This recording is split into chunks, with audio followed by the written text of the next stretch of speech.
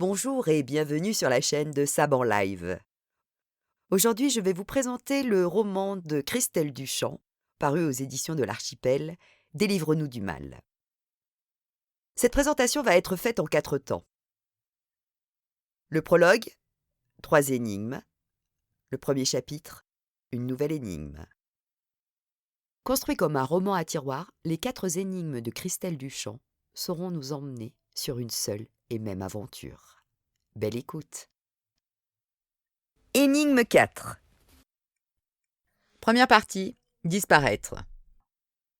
Lundi 26 février 2018. Dépêche-toi, Léa! J'arrive! Thomas leva les yeux sur l'horloge de la cuisine. 7h57.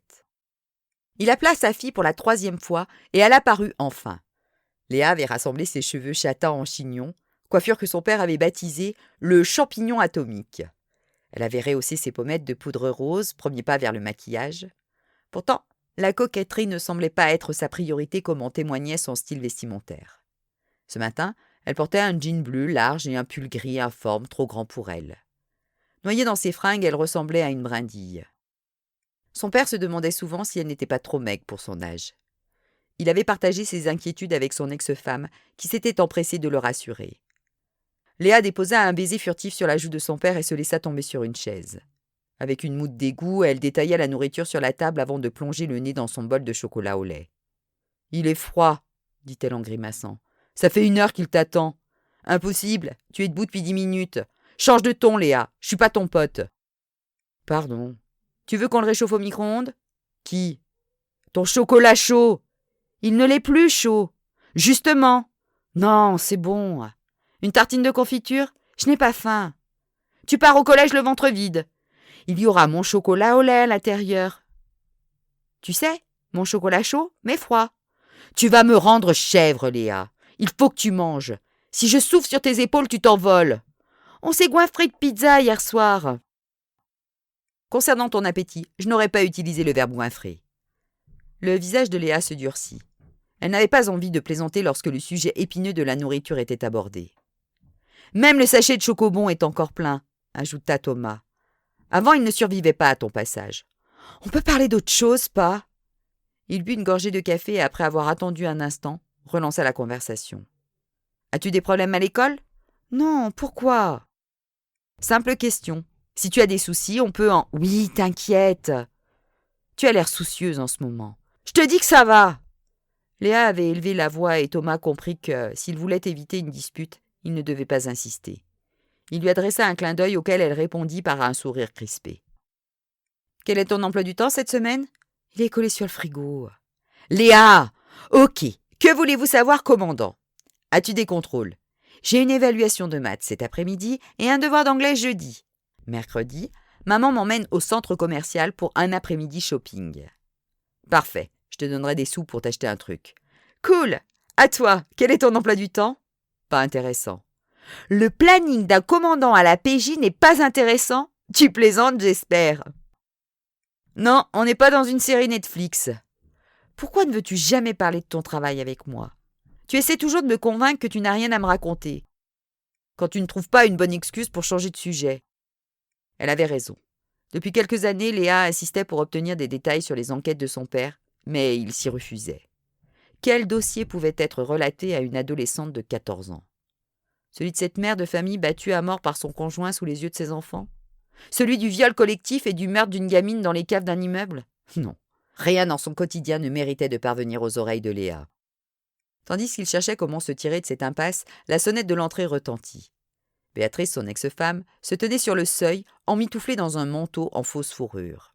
« Un café ?» proposa Thomas. « Non, je suis pressée, j'ai une réunion dans 30 minutes. »« Préfères-tu que je dépose Léa ?»« Non, j'avais promis de la récupérer ce matin. Si on commence à faire des exceptions, ça va devenir compliqué. » Elle accompagna ces mots d'un regard appuyé qui signifiait « Cette remarque est aussi valable pour toi. » Thomas ne put qu'acquiescer. Parfois, il ne tenait pas ses engagements. Il décalait la garde de Léa, oubliait de la récupérer à la sortie du collège, modifiait le planning des vacances au dernier moment. Pourtant, il s'était juré de ne jamais incarner ce cliché du flic obsédé par son travail. Il avait échoué. Même à ses débuts, rien n'était plus important que son boulot. Béatrice, avant de l'épouser, l'avait interrogé. Était-il comme ces flics dans les films ou les romans? Aussi impliqué qu'eux, aussi égoïste. Bien sûr que non, avait-il protesté. Mais en croisant les doigts dans sa poche, il avait pensé « Je suis sans doute pire ». Avec la naissance de sa fille, Thomas s'était persuadé que l'heure du changement avait sonné. Ses bonnes résolutions avaient été honorées jusqu'au premier papa, bredouillé par Léa. Peu à peu, les mauvaises habitudes étaient revenues, et la situation s'était aggravée quand, à l'aube de la quarantaine, Thomas avait choisi de passer le concours pour devenir commandant. Les anciens, en lui inculquant l'opiniâtreté, l'avaient ensuite façonné dans un schéma devenu suranné. Travailler le week-end et regagner le service à toute heure pour prendre part à une procédure. La routine idéale pour celui qui veut dynamiter son couple. Un succès. Béatrice avait demandé le divorce. Thomas n'éprouvait ni rancune ni colère. Impossible de reprocher à cette femme d'avoir quitté un époux absent et égoïste. Il avait accepté la séparation, blessé par l'échec de son mariage et désolé d'imposer à sa fille les contraintes d'une famille décomposée. Contre toute attente, Léa, adolescente fragile et sensible, s'était bien adaptée. Un week-end sur deux, elle rejoignait son père dans son appartement du 6e arrondissement de Lyon et passait le reste du temps auprès de sa mère et de son nouveau compagnon, Gauthier, dans leur maison d'Écully.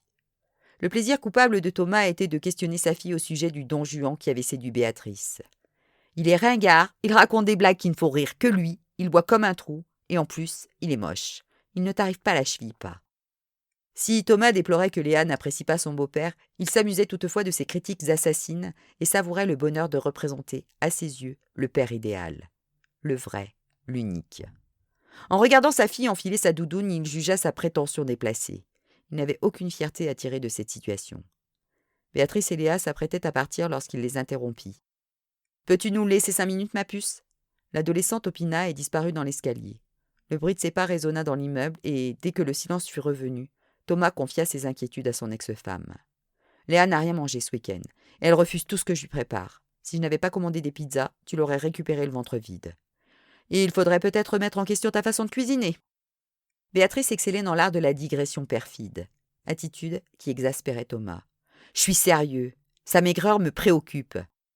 Le médecin l'a pesée et mesurée il y a 2 mois. Tout allait bien. Mais je reconnais que Léa a un appétit d'oiseau. J'en ai déjà parlé, elle m'a assuré se gaver à la cantine à midi et ne plus avoir faim le soir. Nous ne sommes pas là pour vérifier. Certes, n'oublie pas qu'elle a 14 ans. Quand je discute avec les mères de ses copines, je constate que toutes ces gosses sont pareilles. Comment étais-tu à son âge? La bouffe était-elle ton centre d'intérêt? Non, je ne pensais qu'au skateboard et à mes potes. Tu as bien changé depuis, n'est-ce pas, monsieur l'épicurien? Avec un sourire moqueur, Béatrice planta son index dans le ventre de son ex. Contrairement à elle, Thomas n'avait pas envie de prendre ce sujet à la légère. « Je ne plaisante pas. Je sais, mais selon moi, tu culpabilises encore d'avoir imposé à Léa notre divorce. » Impossible de la contredire. Thomas redoutait les conséquences d'un tel bouleversement. Cette situation le renvoyait à son propre passé. La séparation de ses parents avait engendré un ouragan dans son enfance. « Je te rassure, » conclut Béatrice. « Elle le vit mieux que tu l'imagines. » Elle le serra dans ses bras et s'en alla. Thomas la regarda partir avec amertume. L'attitude qu'elle avait eue était typique de son caractère parfois immature. Cette facette de sa personnalité avait, de nombreuses fois, été source de conflits dans leur couple. Il se dépêcha dans la salle de bain pour se doucher, se brossa les dents et coiffa ses cheveux bruns avec du gel. Dans le miroir, il détailla son reflet en ressassant les recommandations de ses amis. « Lève le pied avec le boulot, sors avec nous, trouve-toi une copine. Tu es encore séduisant malgré ta petite brioche et tes 45 piges. » Ne leur déplaise, il était célibataire depuis 2 ans et cette vie lui convenait. Thomas quitta son appartement, monta dans sa voiture et se mit en route. Durant tout le trajet, il ne cessa de penser à Léa. Et quand il se gara sur le parking de la PJ, son pressentiment s'était à présent mué en certitude. Sa fille avait un problème dont elle refusait de parler.